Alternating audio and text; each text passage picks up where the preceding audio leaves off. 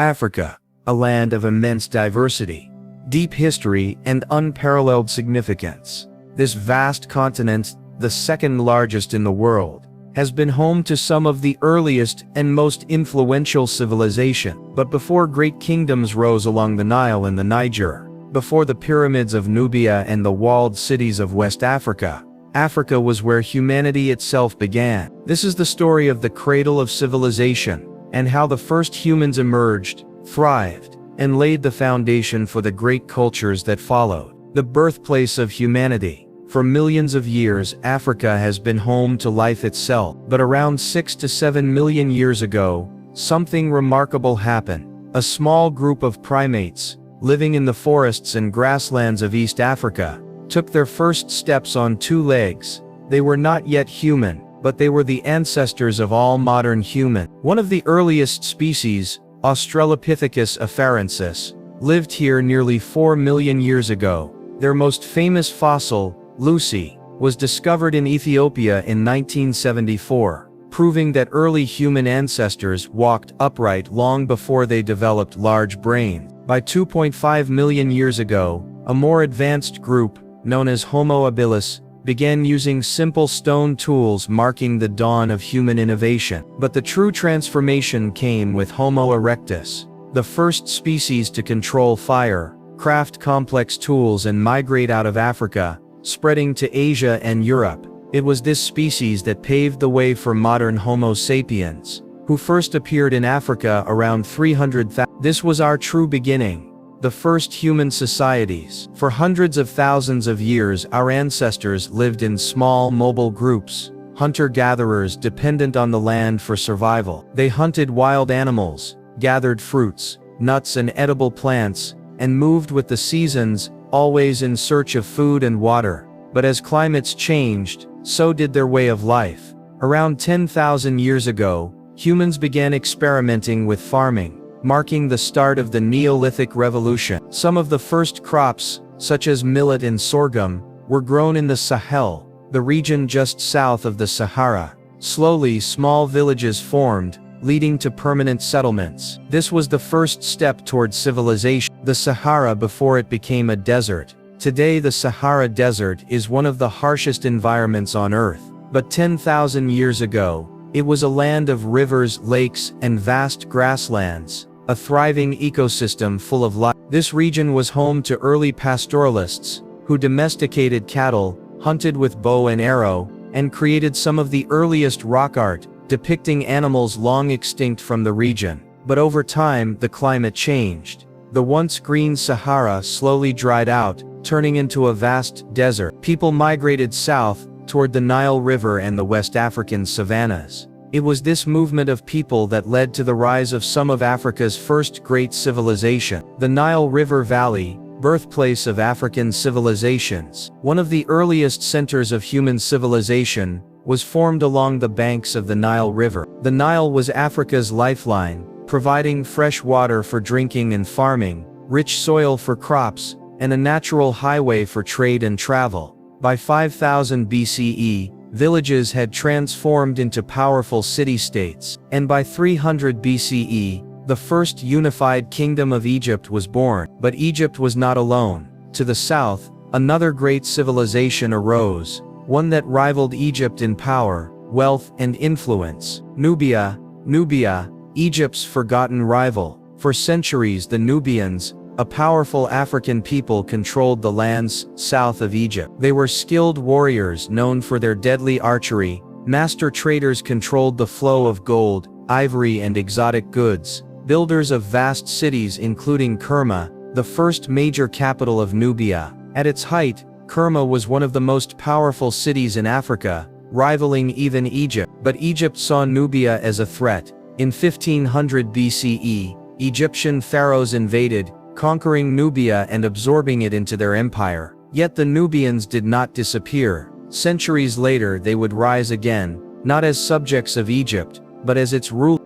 The rise of the Nile kingdoms. For thousands of years the Nile River has been Africa's lifeline. It carved its way through deserts and mountains, giving birth to some of the most advanced civilizations of the ancient world. It provided fertile land, allowing agriculture to flourish, and it became a highway of trade and culture connecting distant peoples. The civilizations that rose along its banks, Egypt and Nubia, would leave behind legacies that shaped the course of African history. This is the story of the great Nile kingdoms, their rise, their power, and their influence on the world. The Kingdom of Egypt, the first great African civilization. By 300 BCE, a powerful leader emerged, Narmer, also known as Men. He united Upper and Lower Egypt, creating the first dynastic kingdom. He built the capital Memphis, near modern-day Cairo, making it the center of Egyptian power, and he laid the foundation for a civilization that would last for over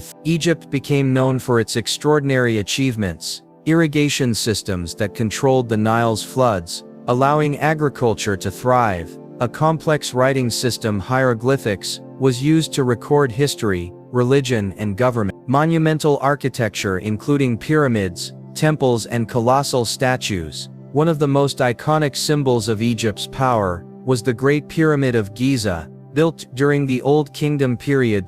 Constructed as the tomb of Pharaoh Khufu, it remains one of the greatest engineering feats in history. Over 2 million limestone blocks were used, some weighing as much as 80 tons. It stood at 14.6 meters (480 feet) tall, making it the tallest structure in the world. Egypt was not only a land of builders and rulers, it was a land of innovation, culture, and spirituality. But to the south, another powerful civilization was emerging, one that Egypt would both trade with and go to war against. Nubia, the forgotten kingdom of Africa. Scene transitions to the rugged deserts of Sudan, where the ruins of Nubian pyramids rise from the sands. For centuries, Egypt's southern neighbor Nubia was one of the most powerful civilizations of the ancient world. The Nubians controlled vast trade networks, dealing in gold, ivory, ebony, and exotic animals. They built impressive cities, the greatest of which was Kerma, one of Africa's first major urban centers. They were renowned warriors,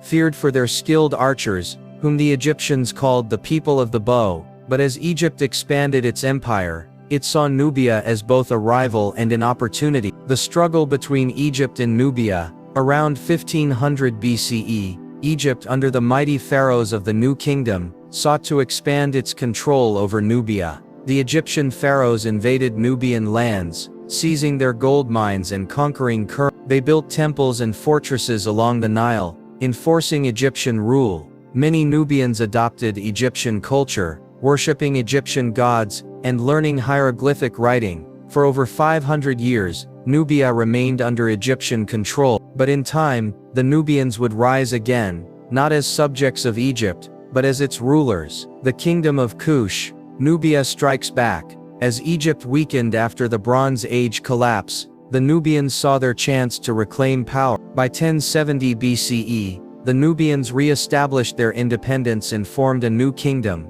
Kush. Napata, their capital, became the center of their growing empire. They rebuilt their military, expanding their influence back into Egypt. They revived their own traditions, blending Egyptian culture with their distinct Nubian identity. Then in the 8th century BCE, a bold new king emerged, one who would change the course of African and world history, the Nubian pharaohs of Egypt. His name was Piye, king of Kush. In 7047 BCE, he launched a campaign to conquer Egypt, marching north with his armies. He defeated rival Egyptian rulers, uniting the land under his control. He declared himself pharaoh, beginning the 25th dynasty of Egypt, also known as the Nubian dynasty. For nearly a century, Nubian pharaohs ruled all of Egypt, bringing a new era of prosperity and revival. One of the most influential of these rulers was Pharaoh Taharqa. He expanded Egypt's temples and monuments, restoring its former glory. He promoted art,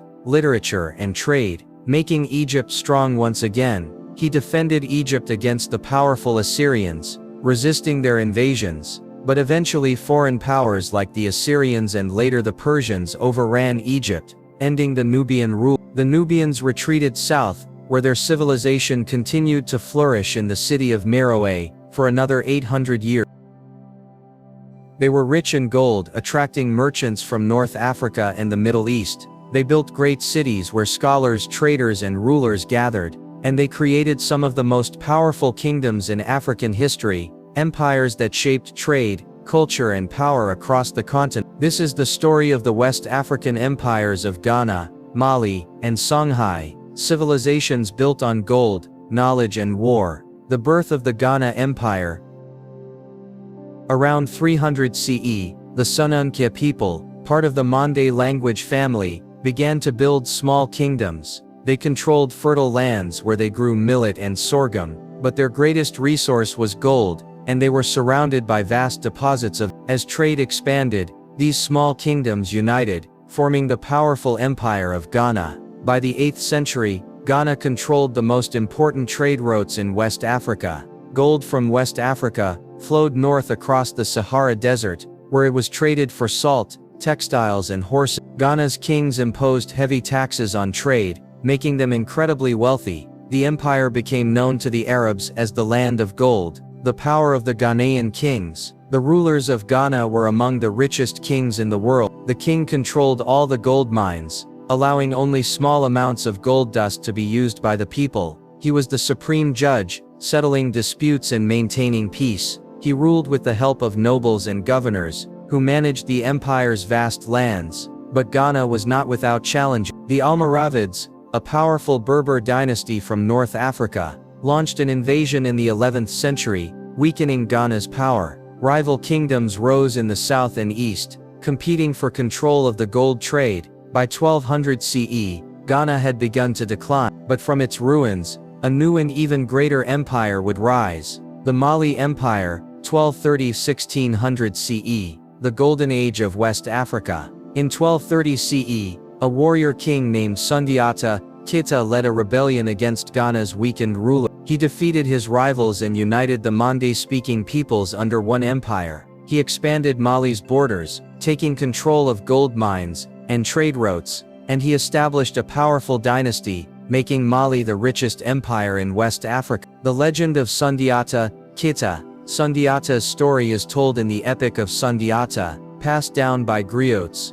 the oral historians of West Africa. According to legend, Sundiata was born weak and crippled, unable to walk, but as he grew older he gained great strength and wisdom. When his kingdom was invaded by the powerful sorcerer king, Sumaworo Kante, Sundiata led his people in a great war. He defeated his enemies, reclaiming his homeland and founding the Mali Empire. Sundiata was more than just a warrior, he was a leader who built Mali into a great empire. He created a strong central government, appointing governors to rule different regions. He established laws and customs that helped maintain order. He promoted trade, agriculture and education, ensuring the empire's long-term success. But it was under his descendants that Mali reached its greatest heights. Mansa Musa, the richest man in history. The most famous ruler of Mali was Mansa Musa, who ruled from 1312 to 3037 CE. He controlled half of the world's gold supply.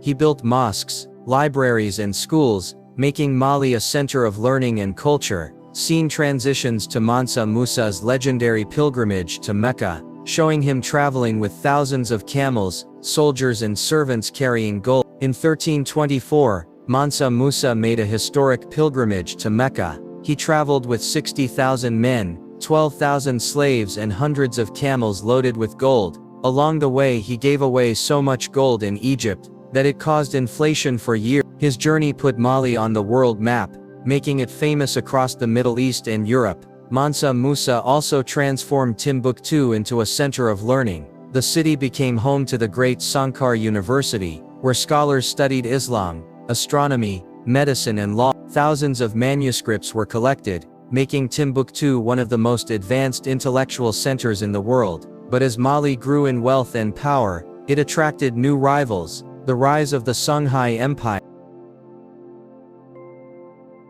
The Tuareg and other groups attacked their cities, including Timbuktu. The empire lost control of trade routes, leading to economic decline. In the 1400s, a new power rose in the east, the Songhai Empire. Under its greatest ruler, Askia Muhammad, 1493–1528 CE, Songhai expanded its borders beyond Mali. It established one of the largest empires in African history. It created a professional army, an efficient government, and a strong economy. But in 1591, the empire fell to Moroccan invaders, marking the end of West Africa's great golden empires.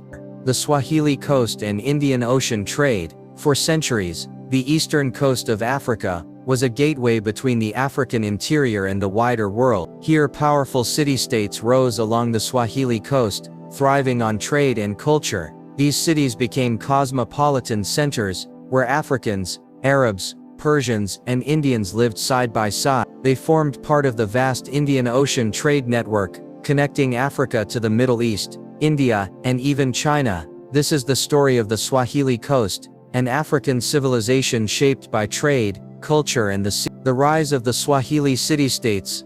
By 700 CE, small fishing and trading villages had begun to emerge along the coast of modern Kenya, Tanzania and Mozambique. These villages were connected to inland African kingdoms, where gold, ivory and exotic goods were produced. Merchants from the Arabian Peninsula, Persia and India sailed to these shores exchanging goods and ideas. Over time, these small villages grew into powerful city-states, ruled by wealthy merchant elite. The people of these cities became known as the Swahili, a name derived from the Arabic word Sahel, meaning coast. By 1000 CE, these cities had become thriving centers of commerce and culture, trade and wealth on the Swahili coast. The Swahili city-states controlled one of the most important trade networks in history. Gold and ivory from the African interior were sent to Arabia, India and China. Spices, glass beads, and fine cloth from Asia flowed into African market. Enslaved people were also sold as part of the trade,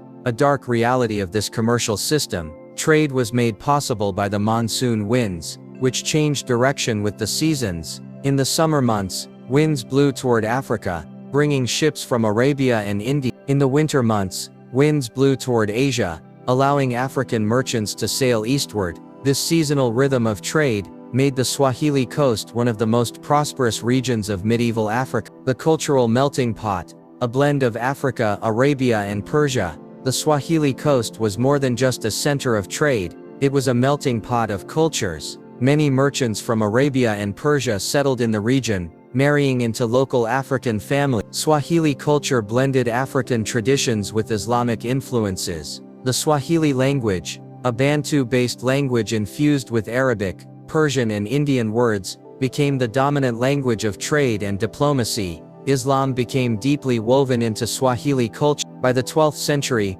most Swahili city-states were Muslim, influenced by Arab and Persian traders. Beautiful mosques and stone houses were built, often decorated with carved wooden doors and coral stone walls. The Swahili elite sent their children to study in Mecca, strengthening ties with the broader Islamic world. One of the most powerful Swahili city-states was Kilwa, which became the wealthiest and most influential city on the East African coast. Kilwa, the jewel of the Swahili coast. By 1300 CE, Kilwa had grown into the most powerful trading city on the coast. It controlled gold trade routes leading from Great Zimbabwe to the coast. It built magnificent stone buildings, including the Husuni Kubwa Palace, a massive structure overlooking the sea. Its influence stretched as far north as Somalia and as far south as Mozambique. Kilwa's wealth attracted visitors from across the world. The famous Moroccan traveler Ibn Battuta visited Kilwa in 1331, describing it as one of the most beautiful cities he had ever seen. Chinese merchants,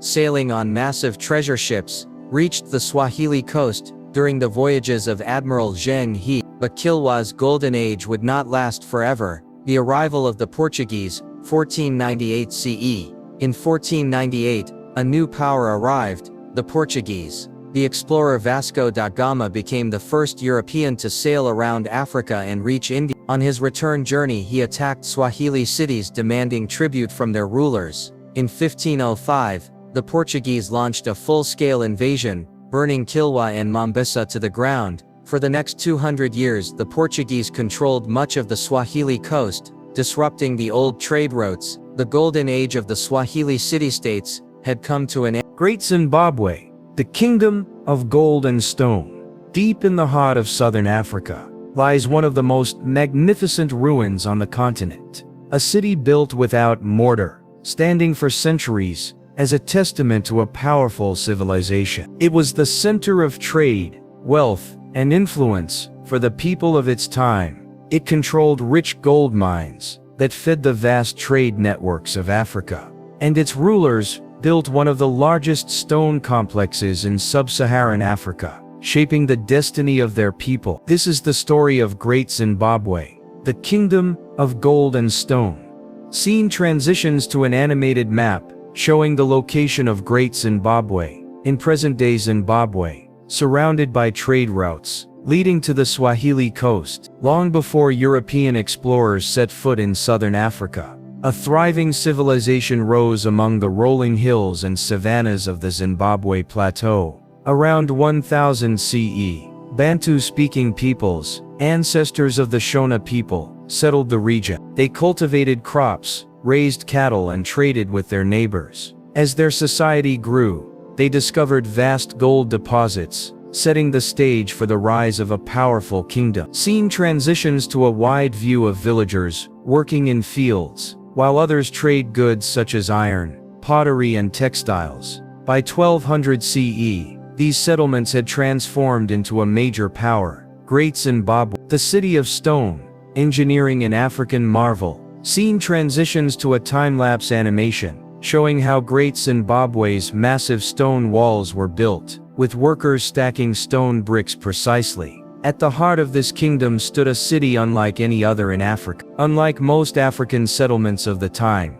Great Zimbabwe was built using stone masonry, with no mortar holding the walls together. The Great Enclosure, a massive circular structure, featured walls that rose up to 11 meters, 36 feet high, making it one of the most impressive architectural achievements in Africa. A towering conical stone tower, still standing today, is believed to have symbolized royal power and authority. How were these massive walls built? The builders used locally sourced granite, splitting it into neatly cut blocks by heating the stone with fire and then cooling it rapidly with water. The walls curved and sloped gracefully, demonstrating advanced engineering skill. The entire city covered 1,800 acres, with distinct districts for the elite, commoners, and traders. This was not just a city, it was the center of a powerful empire. The Kingdom of Gold, Great Zimbabwe's trade empire. Great Zimbabwe was built on wealth,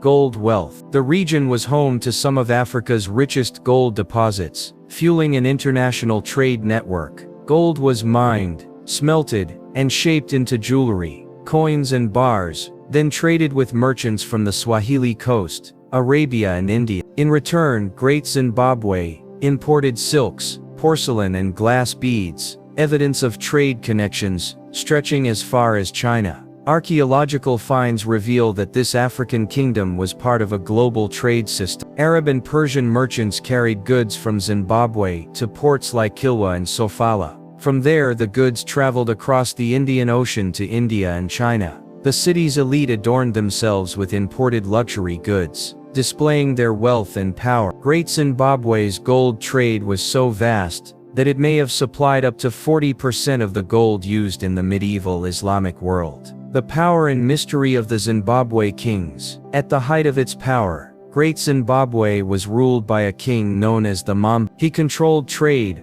wealth, and diplomacy, ensuring the kingdom's dominance. The king's power was both political and spiritual, as he was believed to be chosen by the spirits of the ancestor. The royal court was filled with advisors, warriors, and religious leaders, who helped govern the vast territory. The rulers of Great Zimbabwe maintained their authority through religion and tradition. They were believed to have divine connections to the land and its resources. The Great Enclosure may have been a royal palace or a religious center, used for important ceremonies. The stone walls symbolized strength and unity, reinforcing the king's rule over his people. But by 1450 CE, this mighty kingdom began to decline. The fall of Great Zimbabwe. For nearly 400 years, Great Zimbabwe had flourished. But what caused its fall? Historians believe multiple factors led to its decline. Overpopulation. As the kingdom grew, it struggled to support its growing population. Exhaustion of resources, deforestation, soil depletion, and overgrazing weakened the land's ability to sustain agriculture. Shifting trade routes. As new trade routes emerged, merchants turned away from Great Zimbabwe, reducing its wealth and influence. Internal conflicts, power struggles and rivalries may have weakened the central authority. By 1500 CE, the city had been abandoned, and its people migrated to new settlements, carrying their traditions and knowledge with them. But Great Zimbabwe's legacy lived on, influencing later African kingdoms such as the Mutapa Empire, which continued to control trade and power in the region. The kingdoms of Central Africa, Congo, Luba and Lunda, in the heart of Africa, where dense rainforests meet endless grasslands, powerful kingdoms rose. The Kingdom of Congo, the Luba Empire and the Lunda Empire. These states dominated trade,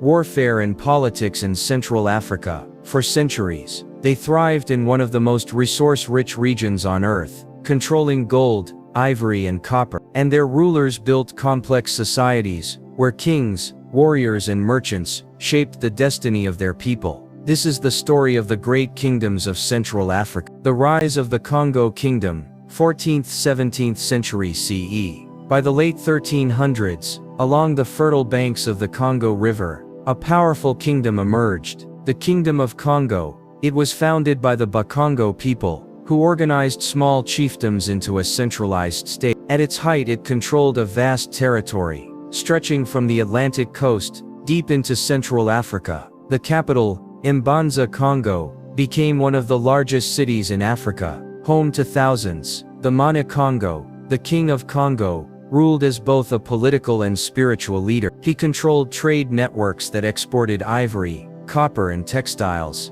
He maintained a highly organized government, with provinces ruled by governors. He led a professional army, which protected the kingdom from rival states. The Congo Kingdom flourished through trade, linking the African interior with the Atlantic coast. Merchants exchanged copper, salt and iron with inland traders. Congo's artisans produced intricate textiles, pottery and carved wood and mat. They traded with West African merchants, creating a vibrant economic network. But Congo's destiny would change forever with the arrival of the Portuguese. The Kingdom of Congo, and European contact, 15th–17th century CE. In 1483, a new power arrived, the Portuguese, led by Diogo Cão. They established relations with the Congo Kingdom. They brought guns, European goods and Christianity, seeking trade and influence. Mana Congo, Nzinga, Nkuu welcomed them, intrigued by their technology and religion. In 1491,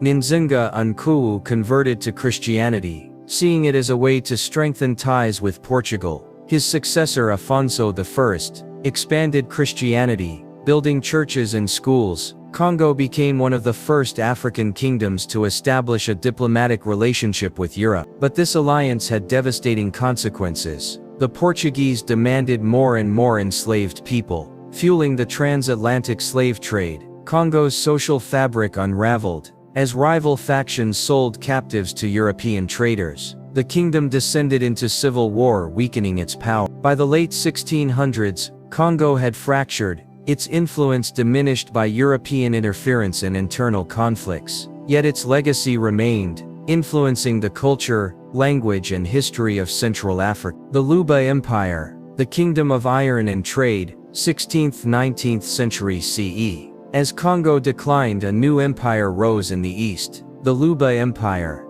Emerging in the 1500s, the Luba built a powerful state in the Congo River basin. Their wealth came from iron working, which gave them advanced tools and weapons. They controlled vast trade networks, exporting iron, salt and ivory. The Luba kings created a sophisticated political system. The Molopwe, emperor, ruled through a council of nobles and chiefs. The Modi Society, a group of royal advisors, preserved Luba history and traditions. The empire thrived for over 300 years, using diplomacy and trade rather than conquest. But by the 19th century, the empire weakened due to European slave raids and internal strife. Yet Luba traditions survived, influencing later Central African states. The Lunda Empire, the warrior traders, 17th–19th century CE. By the 1600s, a powerful Luba warrior prince named Chibunda Ilunga traveled south, founding the Lunda Empire. The Lunda were fierce warriors, skilled in combat and expansion. They created a vast trade network, linking the Congo, Angola and Zambia. Their economy thrived on copper mining, agriculture and hunting. The Lunda built strong alliances with neighboring states. They traded with Portuguese merchants, controlling key trade routes. Their capital, Musumba, became a center of culture and diplomacy. The Mwata Yamvo, Lunda ruler, ruled as both king and spiritual leader. By the 1800s, the Lunda Empire faced pressure from European traders and colonial expansion. Yet the Lunda people resisted colonization, maintaining their traditions and influence. The great empires of West Africa.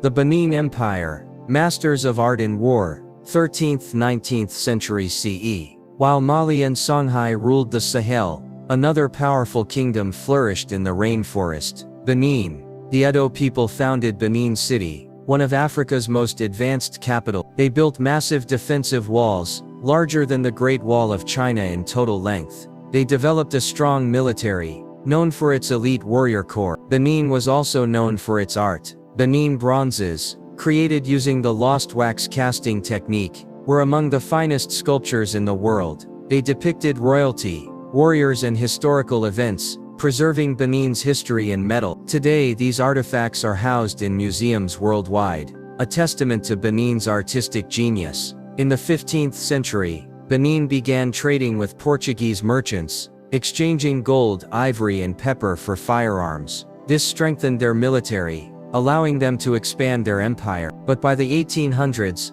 the British targeted Benin for colonization, leading to its eventual downfall. Benin's legacy, however, remains a symbol of African power and artistry. The Zulu Kingdom and the warriors of Southern Africa. In the early 19th century, a powerful kingdom rose in Southern Africa, the Zulu Kingdom. It was forged in war, built by a military genius. It expanded rapidly, reshaping the history of the region, and it gave birth to one of the most feared warrior societies in Africa. But the Zulu were not the first, nor the only powerful warriors of Southern Africa. Before them, San hunter-gatherers, Bantu-speaking kingdoms, and Xhosa warriors had dominated the region for centuries. This is the story of the warriors of Southern Africa, from early Bantu migrations to the legendary reign of Shaka Zulu. Early Southern African kingdoms, the Bantu expansion. For thousands of years the lands of Southern Africa were home to diverse peoples. The San and Khoikhoi, known as the Khoisan, were the earliest inhabitants. The Bantu-speaking peoples, migrating from Central Africa, arrived around 2,000 years ago, bringing iron tools, agriculture and herding. By the 15th century, powerful kingdoms had formed, including Mapungubwe, Great Zimbabwe, and the Kingdom of Mutapa. These early kingdoms thrived on trade. They exported gold, ivory and cattle to the Swahili coast and beyond. They built stone-walled cities that showcased their engineering skills. They developed social structures, where chiefs and kings ruled over vast territories. But as European settlers arrived in Southern Africa, in the 1600s, the region entered a new era of conflict. The Cape Colony and the Wars of Resistance, 1600s, 1800s. In 1652, the Dutch East India Company established the Cape Colony, changing the course of Southern African history. Dutch settlers, Boers, expanded inland, claiming Khoisan lands. The Khoisan fought back, but were weakened by disease and warfare. Over time, the Boers clashed with the Xhosa, a powerful Bantu-speaking people. The Xhosa resisted for over 100 years. Their warriors, armed with spears and shields, used guerrilla tactics to defend their land. But by the late 1800s, superior European firearms and colonial expansion overwhelmed them. Yet resistance in Southern Africa was far from over. In the early 1800s, a new warrior king would rise, one whose military tactics and leadership would transform the region forever. Shaka Zulu, the warrior king, 1787–1828. By 1787, a boy named Shaka was born to the small Zulu clan. His mother, Nandi, was exiled after a scandalous affair with the Zulu king. As a young man, Shaka trained as a warrior under the Mthethwa kingdom. He was known for his intelligence, discipline, and unmatched combat skill. In 1816, after the death of his father, Shaka took control of the Zulu and began transforming them into a military empire. Shaka's military innovations. He introduced the Ikwa, a short stabbing spear replacing the throwing spears of old. He created the buffalo horns formation, a battle tactic that surrounded and crushed enemies. He trained warriors rigorously,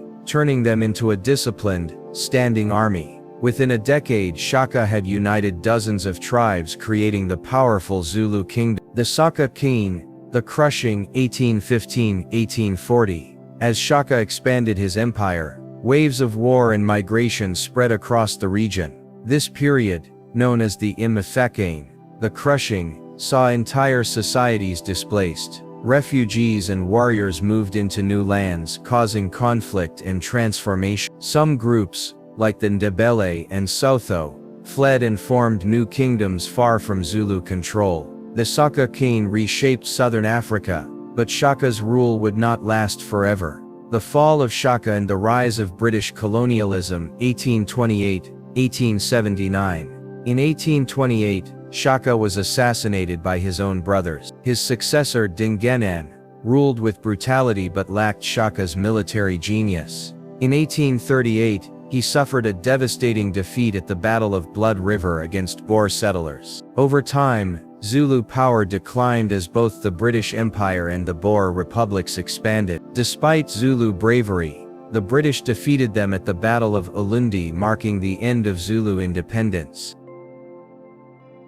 In the 19th century, a storm was coming to Africa. European powers, driven by greed, conquest, and ideology, began dividing and claiming African lands. They brought guns, treaties, and deception, aiming to colonize the continent. But Africa did not surrender easily. From the battlefields of Ethiopia to the jungles of the Congo, from the fortresses of the Ashanti Empire to the plains of the Zulu, African leaders and warriors fought with courage, strategy, and determination. This is the story of Africa's resistance against colonial rule.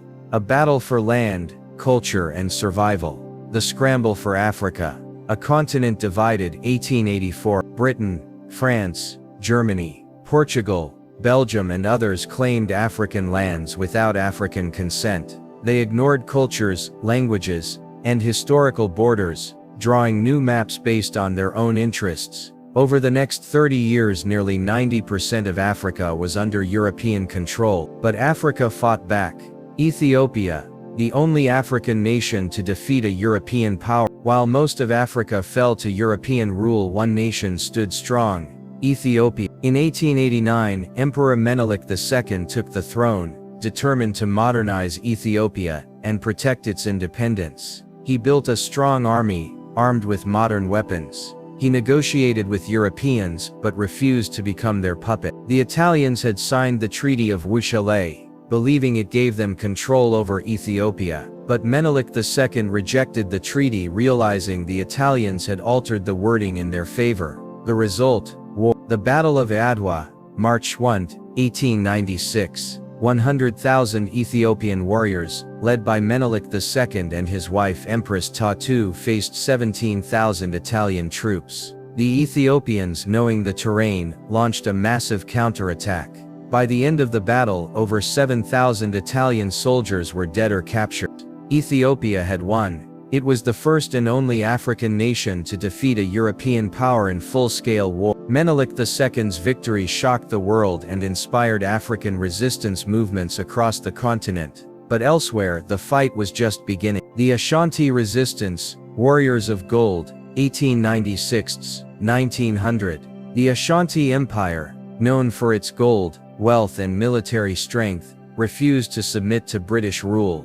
The British demanded the Golden Stool, the sacred symbol of Ashanti kingship. The Ashanti people refused, knowing it represented their unity and independence. The War of the Golden Stool, 1900. Ya Asantewa, a fierce leader and strategist, rallied thousands of warriors to fight the British. Using guerrilla warfare, they ambushed British forts and supply lines. They held out for months, but in the end, the British captured Kumasi and exiled Ya Asantewa. Though the Ashanti lost the war, their cultural identity and resistance spirit remained strong. The Zulu resistance, the last stand of an empire, 1879, the British attacked the Zulu kingdom, expecting an easy victory, but they underestimated the Zulu warrior. The Battle of Isandlwana, January 22, 1879. Over 20,000 Zulu warriors launched a devastating attack against 1,800 British soldiers. Using the buffalo horn formation, the Zulu overwhelmed the British. Over 1,300 British soldiers were killed, the worst British defeat in Africa. The British retaliated with firearms and artillery, eventually defeating the Zulu at Olundi. Though the Zulu lost their kingdom, their legacy of military power lived on. The Maji Maji Rebellion, the spirit of resistance, 1905, the people of Tanganyika, modern Tanzania, launched the Maji Maji Rebellion, one of the largest anti-colonial uprisings in Africa. Led by prophets and warriors, people believed sacred water, Maji, would protect them from German bullets. Tens of thousands of warriors rose up, attacking German plantations and fortresses, but German forces used machine guns, massacring entire villages. By 1907, over 250,000 Africans had died, not just from war but from famine and destruction, caused by German scorched earth policy. Yet, the Maji Maji Rebellion inspired future uprisings, showing Africa's deep resistance to colonial rule. Rebellions erupted, challenging foreign dominance. Cultures endured, despite the oppression of colonialism. Now the world was changing. The Second World War weakened European empires. New ideas of freedom and nationalism swept across Africa. The people demanded one thing: independence. This is the story of Africa's road to liberation, a struggle for dignity, sovereignty and self-rule. The impact of World War II, 1939-1945. They fought on battlefields in Africa, Europe, and Asia. They defended colonial powers, but when the war ended, they returned home to poverty and oppression. The contradiction was clear: they had fought for freedom abroad, yet remained colonized at home. Many African soldiers became leaders of independence movements, determined to end colonial rule once and for all. Pan-Africanism, unity across the continent, 1945-1960s. By the mid-20th century, Pan-Africanism, the idea that all Africans should unite against colonial rule, was gaining momentum. W.E.B. Du Bois, a black intellectual from the U.S., promoted the Pan-African vision. Kwame Nkrumah of Ghana, Jomo Kenyatta of Kenya, and Julius Nyerere of Tanzania became key leaders in the movement. African leaders began to work together, demanding an end to European rule. Pan-Africanism became a powerful force, inspiring uprisings, negotiations, and revolution. West Africa, Ghana leads the way, 1957. Ghana, formerly known as the Gold Coast, was the first sub-Saharan African nation to gain independence. Kwame Nkrumah, educated in the U.S., returned to Ghana and led a mass movement against British rule. He organized boycotts, protests, and strikes, demanding self-rule.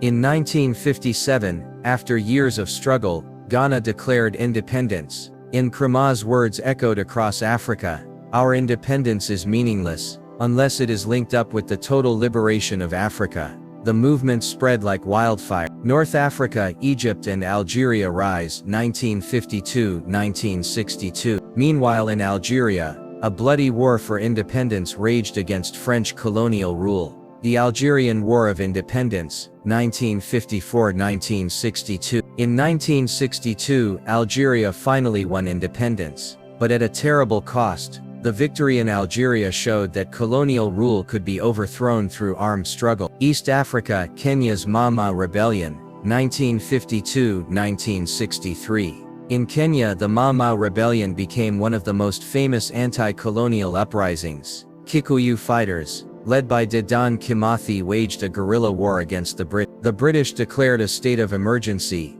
arresting thousands and executing Mama leaders. But despite British brutality, Kenya's spirit of resistance remained strong. Kenya's victory proved that armed resistance could force colonial powers to retreat. Southern Africa, the long road to freedom, 1960s-1990s. In Southern Africa, colonial rule lasted longer, with countries like Angola, Mozambique, Zimbabwe, and South Africa facing decades of oppression. The Sharpeville Massacre, 1960. South African police opened fire on peaceful protesters, killing 69 people. Nelson Mandela and the African National Congress, ANC. Mandela led the fight against apartheid, enduring 27 years in prison. Zimbabwe, formerly Rhodesia, after a guerrilla war led by Robert Mugabe and Joshua Nkomo, the final victory against colonial rule had been won. The legacy of African independence. The struggle for independence came at a cost. Millions had died in wars, uprisings, and political conflicts. Borders drawn by colonial powers caused tensions and divisions. Economic exploitation left many African nations struggling for stability. Yet Africa had reclaimed its destiny. It defied colonial rule and won sovereignty. It built new governments and institutions. It inspired liberation movements worldwide. The fight for freedom was not just about ending colonial rule. It was about reclaiming identity, dignity, and the future. The challenges of independence. By the 1960s, much of Africa had achieved independence. The colonial rulers were gone. The people had reclaimed their lands. A new era of hope and self-rule had begun. But independence came with challenges. New governments struggled to build stable nations. Colonial economies had left Africa dependent on foreign powers. Ethnic and political tensions threatened unity. This is the story of Africa's post-independence struggles. The fight to build strong nations, stable governments, and a brighter future. The burden of colonial borders. The borders of modern African nations were not designed by Africa. European powers had divided the continent at the Berlin Conference of 1884, ignoring ethnic, cultural, and historical ties. As a result, different ethnic groups were forced into single nations, while some ethnic groups were split across multiple countries. Leaders faced a dilemma: should they redraw borders based on ethnic and cultural identities? Or should they keep the colonial borders to avoid conflict? To prevent wars, most African leaders kept the colonial borders, but this led to internal divisions and tensions that would haunt Africa for decades. The rise of one-party states. After independence, many African leaders believed that multi-party democracy would lead to division and instability. Some banned opposition parties argued that a single ruling party would create national unity. Leaders such as Kwame Nkrumah in Ghana, Julius Nyerere in Tanzania, and Sékou Touré in Guinea, introduced one-party state. They believed that African socialism,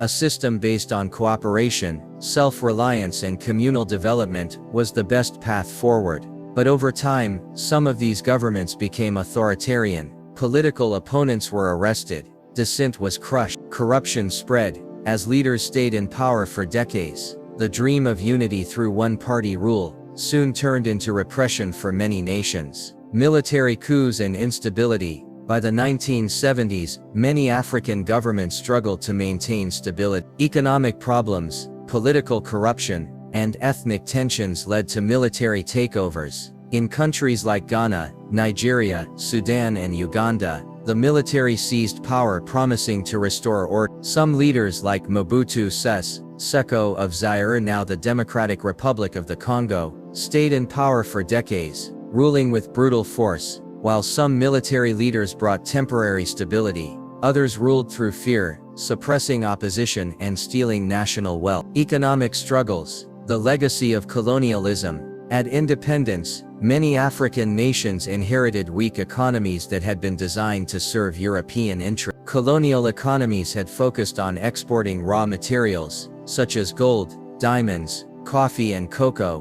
while importing manufactured goods from Europe. This meant that after independence, many African nations remained dependent on former colonial power. The debt crisis. By the 1980s, many African countries borrowed heavily from international banks to fund development projects. But corruption, mismanagement, and falling commodity prices led to massive debt. The World Bank and IMF imposed harsh conditions, forcing African countries to cut public spending on education, healthcare, and infrastructure. These policies, known as structural adjustment programs, SAPs, caused poverty to rise and economies to shrink. The result: more instability and frustration among the people, civil wars and ethnic conflicts. Some African nations faced brutal civil wars caused by ethnic rivalries were fueled by colonial rule, political power struggles, competition over natural resources. The Biafran War 1967-1970. Nigeria. In Nigeria, ethnic tensions led to the Biafran War,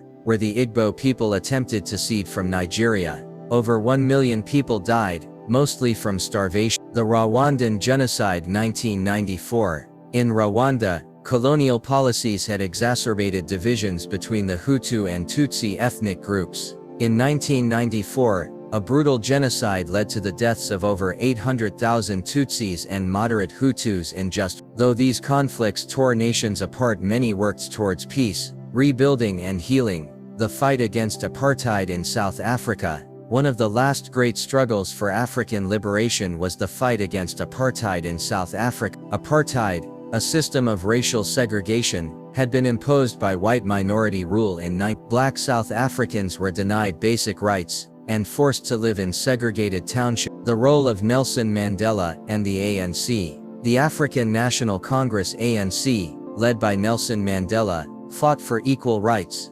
Mandela was imprisoned for 27 years, becoming a symbol of resistance. In 1994, after years of struggle, apartheid collapsed, and Mandela became South Africa's first black president. The fall of apartheid marked the end of Africa's long struggle against racial oppression. Africa's post-independence journey was not easy. Colonial legacies left deep wounds. Economic struggles created hardship. Civil wars and dictatorships delayed progress. But Africa endured. New leaders emerged to rebuild nations. Democracy expanded across the continent. Economic growth and innovation began to shape the future. The story of Africa continued.